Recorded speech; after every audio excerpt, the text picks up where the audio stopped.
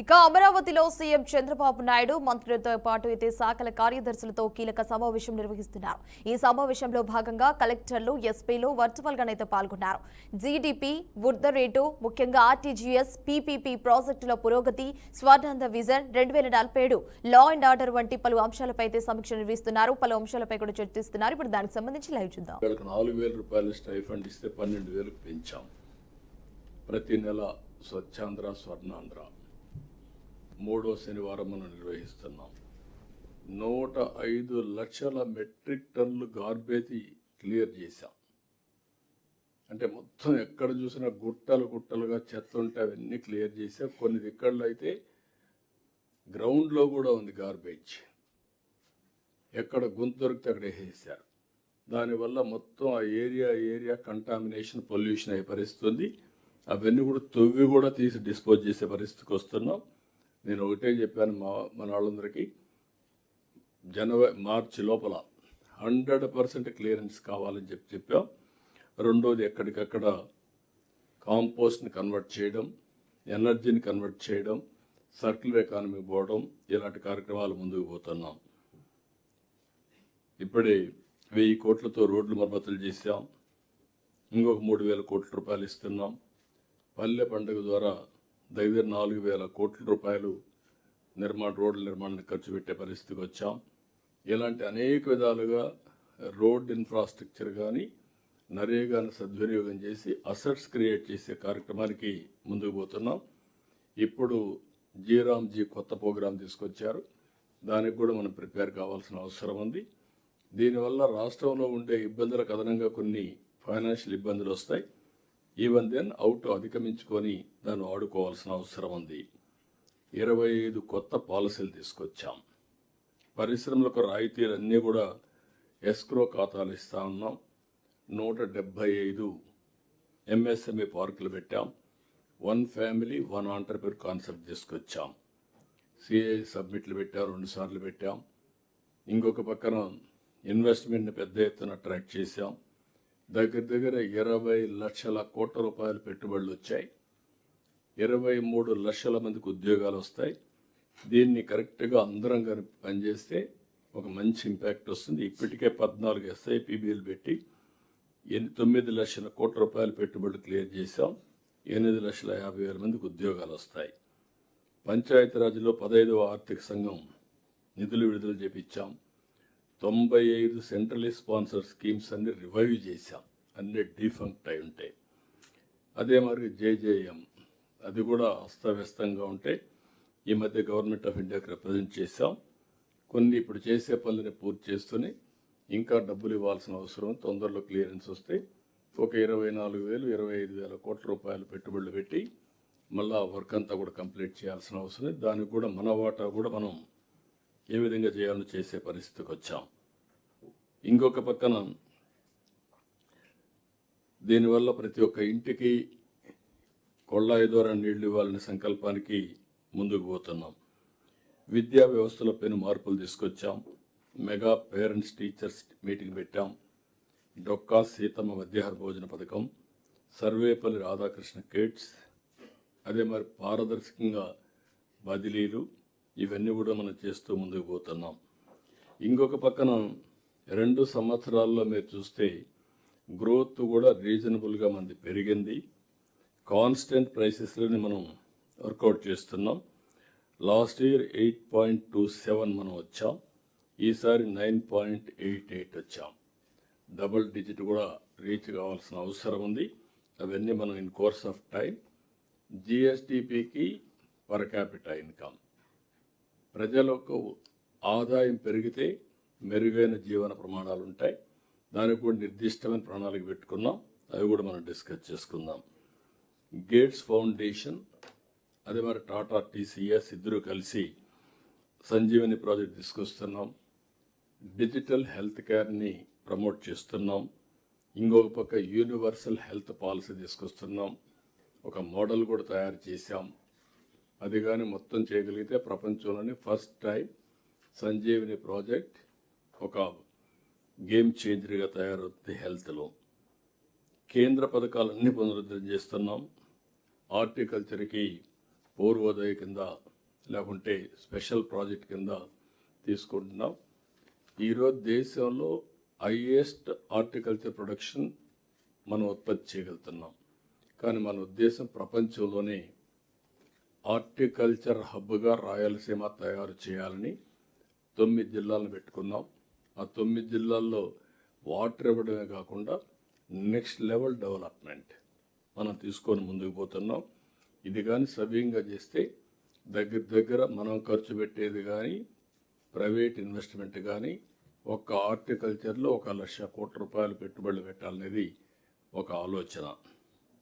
పోలవరం ఘాట్ని పెట్టాం. I'm very happy. ఎందుకంటే నేను ఆ రోజు కూడా సోమవారాన్ని పోలవరంగా చేసి దానికోసం ప్రయత్నం చేశాం. నా 5 ఏళ్లలో మీరు చూస్తే డయాఫామ్ వాల్ పూర్తిగా పోయింది. ఒక్కొక్కసారి ఎన్ని ఇబ్బందులు వస్తాయనేది ఇది ఒక క్లాసికల్ ఎగ్జాంపుల్.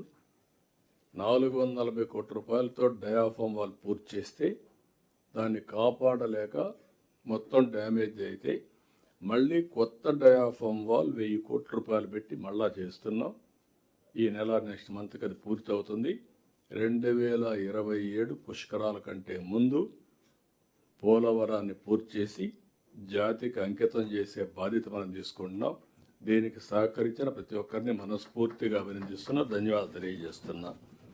అమరావతి ఈరోజు మనం చూస్తే ఎన్ని విధాలుగా విన్యాసాలు చేయాలని చేశారు.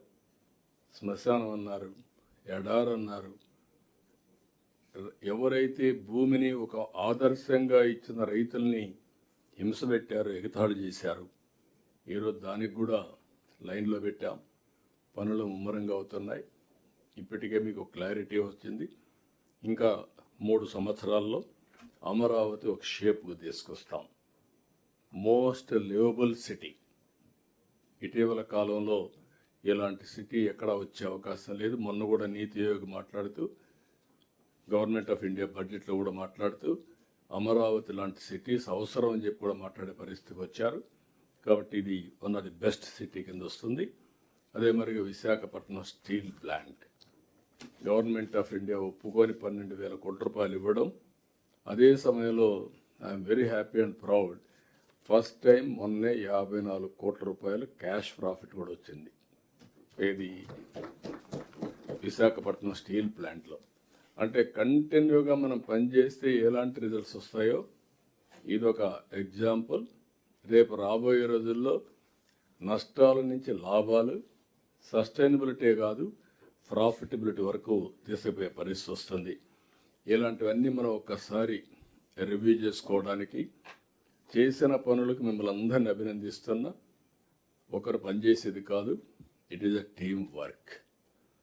మొత్తం మంత్రుల దగ్గర నుంచి లాస్ట్ మైల్లో పనిచేసే ప్రతి ఒక్కరిని మనస్ఫూర్తిగా అభినందిస్తూ ఈ టీమ్ స్పిరిట్ ఇంకా ఎఫెక్టివ్గా వెళ్ళాలి.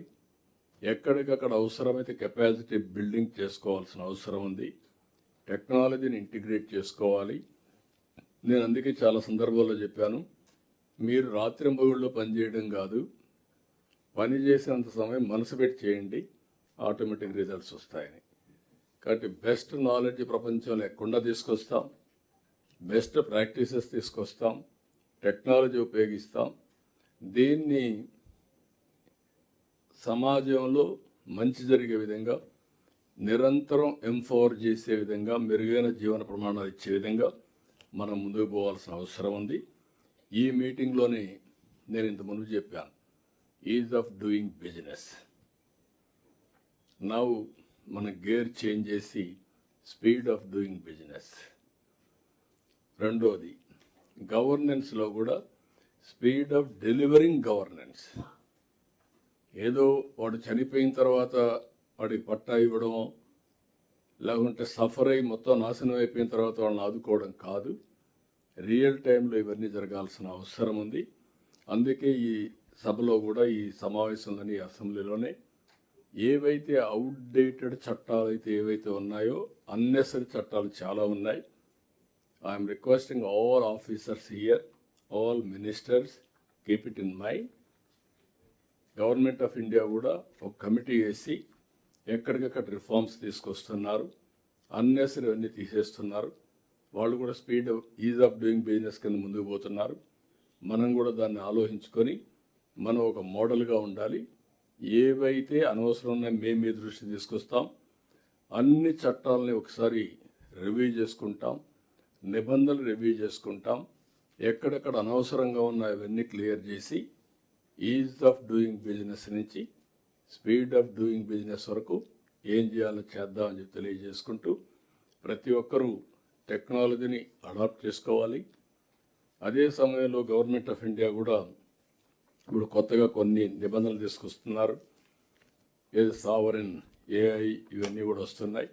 దానికి కూడా మనం ముందుకు వస్తున్నాం. అది కూడా నేను డిస్కస్ చేస్తాను.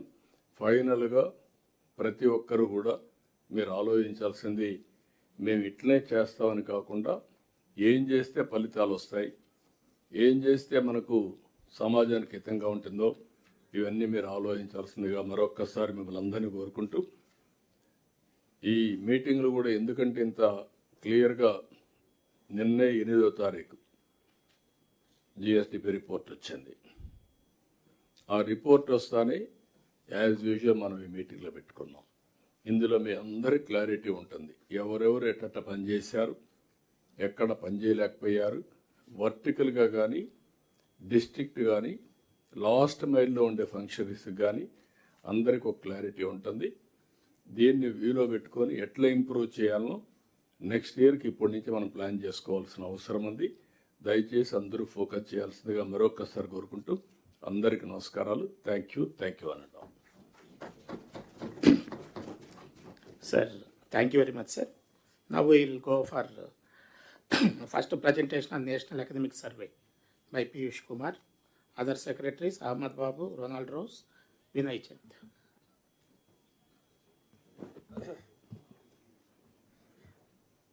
Good morning, sir. Thank you, sir, for the opportunity. Sir, this session is including NSP, that National Economic Survey, GSDP, and then KPI, sir. So, మూడు కలిపి సార్ ఒకటేసారి అంటే 35 minutes present చేసి మొత్తం ప్రజెంట్ చేయండి, then will yes discuss. sir. So then I'll take sir about 35 minutes and we'll have time one hour for discussion, sir. Thank you, sir, for this opportunity, sir. As Honorable CM sir has mentioned, on 20th of January, Government of India first advance estimate has come for the whole full year. And those states level లో GSDP కి first advance estimate అంటూ ఉండదు. But మనము excise లెక్క మన రాష్ట్రంలో unlike many only 1 or 2 states do this exercise, sir. So we take up a first advance estimate for the whole year. ఇప్పుడు జరుగుతున్న సంవత్సరంకి ఎంతవరకు GSDP వచ్చింది, తర్వాత టార్గెట్స్ నెక్స్ట్ ఇయర్ కూడా ఏం తీసుకోబోతున్నాము అది సార్ మనకు బడ్జెట్ సెషన్కి కూడా అవసరం పడుతుంది. సో బడ్జెట్ ఎక్సైజ్కి, ఎకనామిక్ సర్వేకి అండ్ ఎక్సైజ్ మనం చేస్తాము సార్. సో అదే ప్రజెంట్ చేసే ముందు sir we have I have 4 parts of the presentation, sir. First is that in the Government of India మొన్న బడ్జెట్ సెషన్తో పాటు ఎకనామిక్ సర్వే వచ్చింది. సో అందులో కీ హైలైట్స్ ఏదైతే మన నేషనల్ లెవెల్లో అండ్ మన రాష్ట్రం సంబంధించిన కూడా అంచనా వేయడం జరిగింది సార్. అది కాకుండా second point is physical indicators performance sir. ఎందుకంటే మనం బడ్జెట్ సెషన్లో ఇప్పుడు వెళ్తున్నాము కాబట్టి ఆ మెయిన్ కీ ఫిజికల్ ఇండికేటర్స్ కూడా ఆల్ డిస్ట్రిక్ట్ కలెక్టర్స్ ఫీల్డ్ లెవెల్లో కూడా తెలియదు కాబట్టి దాని మీద ఒక 5 slides sir. Then GSDP sir, overall economic last year and next year projections అది పెడుతున్నాము సార్. అదేవిధంగా district wise also GSDP figures and ranking how they have perform last year and next year what is the టార్గెట్లో ఎలా అవుతుంది. And then monthly performance indicators KPIs తయారు చేయడం జరిగింది, దాని మీద కూడా ఒక క్లుప్తంగా చెప్తాము సార్. అయితే first point sir, economic survey Government of India has presented in the Parliament, sir, and there are some interesting key highlights.